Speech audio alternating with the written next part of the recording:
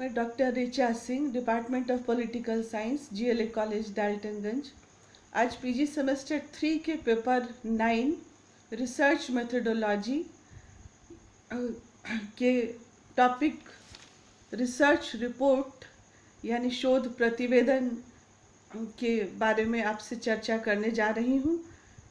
यह शोध कार्य का बेहद महत्वपूर्ण भाग होता है,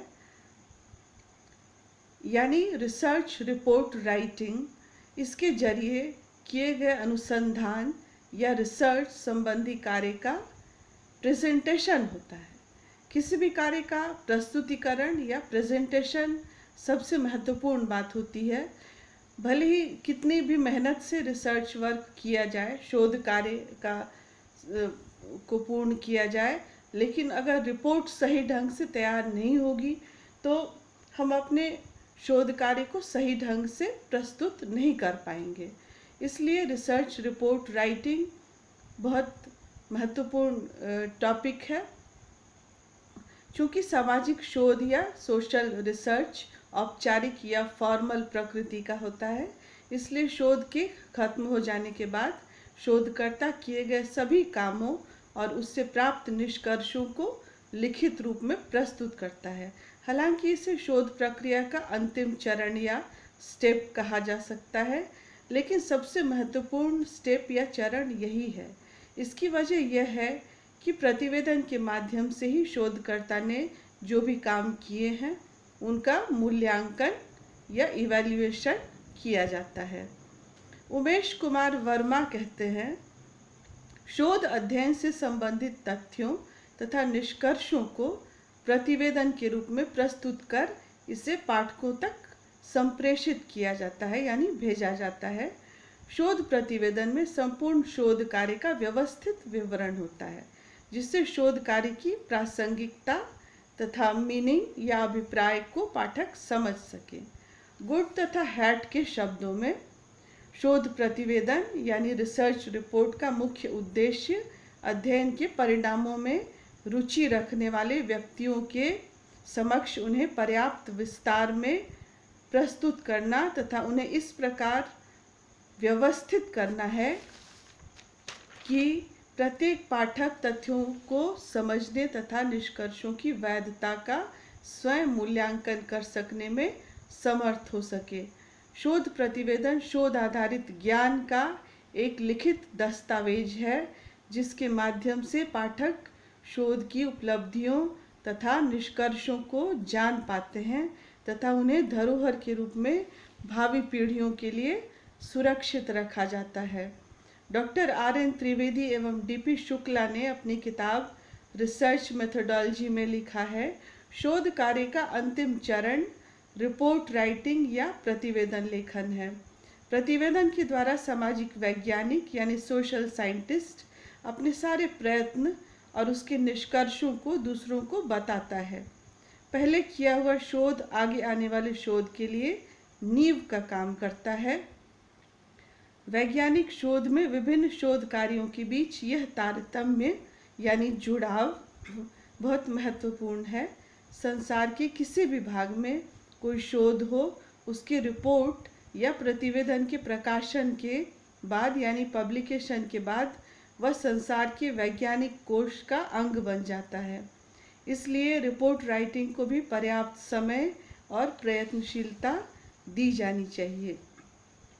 एक वैज्ञानिक प्रतिवेदन लेखन यानी साइंटिफिक रिपोर्ट राइटिंग से निम्नलिखित मुख्य उद्देश्यों को हासिल किया जा सकता है, जिसमें पहला है, रिपोर्ट से यह पता लगता है कि ज्ञान के संदर्भ में उस शोध का स्थान क्या है। रिपोर्ट से यह स्पष्ट होना चाहिए कि उस शोध के द्वारा किस सिद्धांत थ्योरी का परीक्षण हुआ है यानी टेस्टिंग हुई है, और साथ ही प्राप्त ज्ञान से सोशल साइंस सामाजिक विज्ञान के विकास में किस प्रकार मदद मिलती है। रिपोर्ट से अन्य वैज्ञानिकों को यह जानने का मौका मिलता है कि उस शोध के निष्कर्ष किस प्रकार निकाले गए हैं। हो सकता है कि कोई अन्य वैज्ञानिक इन निष्कर्षों से सहमत न हो। ऐसी स्थिति में उसी बेसिक आधार सामग्री का फिर से विश्लेषण करके वह उसकी नई व्याख्या कर सकता है। फिर तीसरा पॉइंट है, शोध में इस्तेमाल की हुई सारी प्रक्रियाएं रिपोर्ट में ब्यौरेवार ढंग से, सिस्टमेटिक ढंग से दी रहती हैं। इसके अध्ययन द्वारा अन्य वैज्ञानिकों को यह अवसर मिलता है कि वे जांचें कि वे प्रक्रिया किस सीमा तक वैज्ञानिक हैं।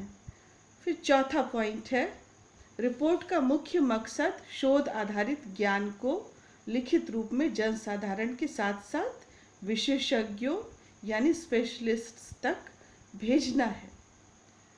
पांचवा पॉइंट है कि रिपोर्ट द्वारा प्राप्त निष्कर्षों से नीति निर्माताओं यानी पॉलिसी मेकर्स को भी भविष्य की नीतियां तथा कार्यक्रम आदि बनाने में मदद मिलती है।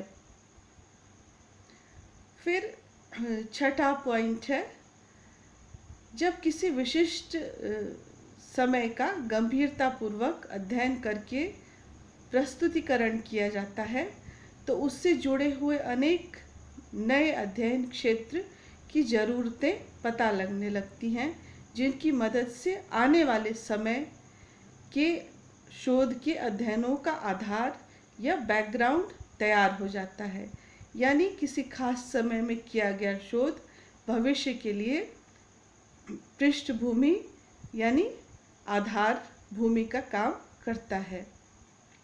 अगला पॉइंट है, हम जानते हैं कि शोध करने के लिए विभिन्न प्रविधियों यानी मेथड्स और पद्धतियों टेक्निक्स का उपयोग किया जाता है। यदि वे उपयोगी सिद्ध होती हैं तो उनको और परिष्कृत या रिफाइंड रूप दिया जाता है यानी उनका विकास किया जाता है। यदि वे मेथड्स और टेक्निक्स उपयोगी साबित नहीं होती हैं तो उनका अल्टरनेटिव या वैकल्पिक रूप खोजा जाता है। फिर अगला पॉइंट है, किसी भी सामाजिक घटना के पीछे कुछ कारण निहित होते हैं। हर घटना का कोई कारण, कॉज तथा प्रभाव जरूर होता है। यहाँ हम सामाजिक घटना की बात इसलिए कर रहे हैं क्योंकि सोशल साइंस में हमारा जो भी शोध होता है वो समाज से डायरेक्टली सीधे रूप में जुड़ा हुआ होता है। तो हमारे लिए सामाजिक घटनाएं बहुत महत्वपूर्ण होती हैं। तो उनके बीच कॉज इफेक्ट रिलेशनशिप यानी कार्य कारण संबंध का विश्लेषण करना बहुत महत्वपूर्ण होता है। ऐसा करने के लिए चरों या वेरिएबल्स के एसोसिएशन यानी सहयोगी रूप को स्पष्ट किया जाता है। अतः विभिन्न तथ्यों यानी फैक्ट्स के बीच एसोसिएशन या जुड़ाव की व्याख्या तथा विश्लेषण का यह एक प्रमुख जरिया है। यानी रिसर्च रिपोर्ट के माध्यम से हम तथ्यों के जुड़ाव, उनके कार्य कारण संबंध आदि की बेहतरीन ढंग से व्याख्या और प्रस्तुतिकरण कर सकते हैं। फिर अगला पॉइंट है, रिसर्च रिपोर्ट के जरिए शोध से जुड़ी अमूर्त यानी एब्स्ट्रैक्ट, व्यक्तिपरक यानी सब्जेक्टिव, जटिल और अव्यवस्थित आंकड़ों यानी डाटा को सुव्यवस्थित रूप देकर आसानी से आम लोगों तक भेजा जाता है। इन लक्ष्यों को हासिल करने के लिए विभिन्न तथ्यों को टेबल्स, मैप्स, ग्राफ्स तथा चित्रों यानी डायग्राम की मदद से शोध रिपोर्ट को उपयोगी बनाया जाता है। रिसर्च रिपोर्ट से ज्ञान के भंडार में भी वृद्धि होती है। शोध का सैद्धांतिक यानी थ्योरेटिकल पक्ष मजबूत होता है तथा व्यावहारिक क्षेत्र में प्राप्त निष्कर्षों, परिणामों का उपयोग किया जाता है। अब हम ये देखते हैं कि रिसर्च रिपोर्ट यानी अनुसंधान प्रतिवेदन तैयार करने से संबंधित कुछ सामान्य सिद्धांत क्या क्या हैं। पहला सिद्धांत है, रिपोर्ट यानी प्रतिवेदन को पाठकों के अनुसार तैयार किया जाना चाहिए।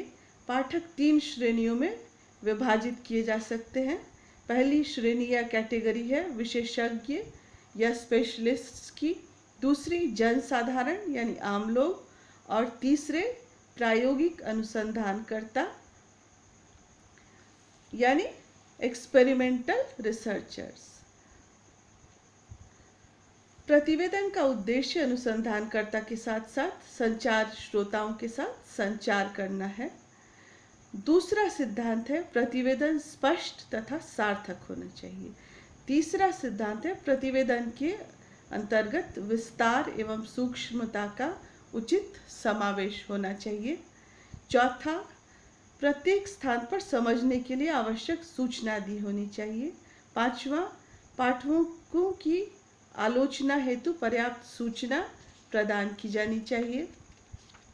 छठा, धनात्मक यानी पॉजिटिव और ऋणात्मक यानी नेगेटिव दोनों ही प्रकार के निष्कर्षों के साथ ही उन मदों का भी उल्लेख किया जाना चाहिए जिनसे अनुसंधानकर्ता किसी भी निष्कर्ष पर नहीं पहुंच सका है।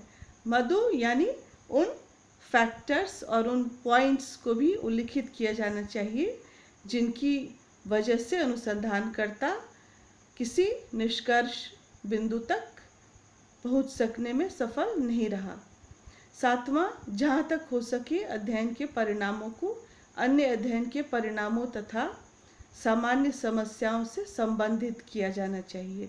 आठवां, यथासंभव कार्य रीतियों, विशिष्ट समस्याओं तथा अन्य शीर्षकों से संबंधित ऐसी सूचना को संबंधित किया जाना चाहिए जो अन्य अनुसंधानकर्ताओं के लिए अभिरुचिपूर्ण हो।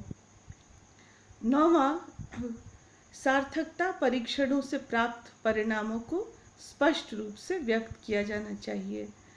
10वां सिद्धांत है फुटनोट्स का प्रयोग आवश्यकतानुसार जरूर किया जाना चाहिए। 11वां सिद्धांत है व्यावहारिक अनुसंधान प्रतिवेदन में यह भी स्पष्ट रूप से बताया जाना चाहिए कि अनुसंधान परिणामों का प्रयोग किस प्रकार किया जा सकता है तथा इनकी प्रायोगिकताएं एप्लीकेबल ये किस सीमा तक हैं और उससे संबंधित सीमाएं या लिमिटेशंस क्या क्या हैं। प्रतिवेदन की कार्य प्ररचना यानी स्ट्रक्चर तैयार होते ही प्रारंभ कर दिया जाना चाहिए तथा जल्दी से जल्दी समाप्त किया जाना चाहिए। अंतरिम प्रतिवेदन इंटरिम रिपोर्ट्स तैयार करते रहना चाहिए। ऐसा करना विशेष रूप से व्यावहारिक अनुसंधान में जरूरी है। 14वां सिद्धांत है रिपोर्ट्स यानी प्रतिवेदन यथासंभव सूक्ष्म यानी माइक्रो लेवल पर ही होने चाहिए। उन्हें ज़्यादा मैक्रो रूप यानी वृहद रूप नहीं दिया जाना चाहिए, यानी जो भी निष्कर्ष है वो हमारे रिपोर्ट में सूक्ष्म ढंग से प्रस्तुत किए जाने चाहिए जो स्पेशलिस्ट से लेकर आमजनों तक सबको आसानी से समझ में आए। Thank you.